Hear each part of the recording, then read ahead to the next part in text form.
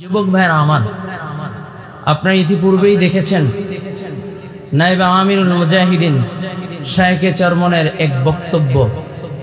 স্টেজে যারা আছেন যদি মুনাফিকি না করে তাহলে ইসলামই ক্ষমতায় যাবে, ঠিক কিনা যারা বলেন? আর এই বক্তব্যের পরে মুনাফিক যারা চিহ্নিত হয়ে যাচ্ছে, ঠিক কিনা যারা বলেন? একের পরে এক মুনাফিকের রূপ প্রকাশ পাচ্ছে, ঠিক কিনা যারা বলেন?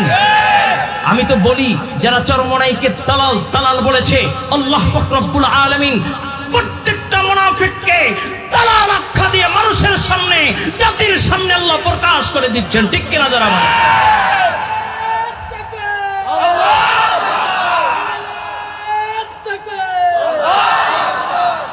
এই জন্য যুবক ভাইরা আমার, ইসলামী আন্দোলন বাংলাদেশ এদেশের মানুষের পথহারা মহাধারা মানুষের, এদেশের মানুষের জন্য আলহামদুলিল্লাহ আল্লাহ পাক রব্বুল আলামিনের তরফ থেকে রাহমাত স্বরূপ, ঠিক কিনা যারা বলেন?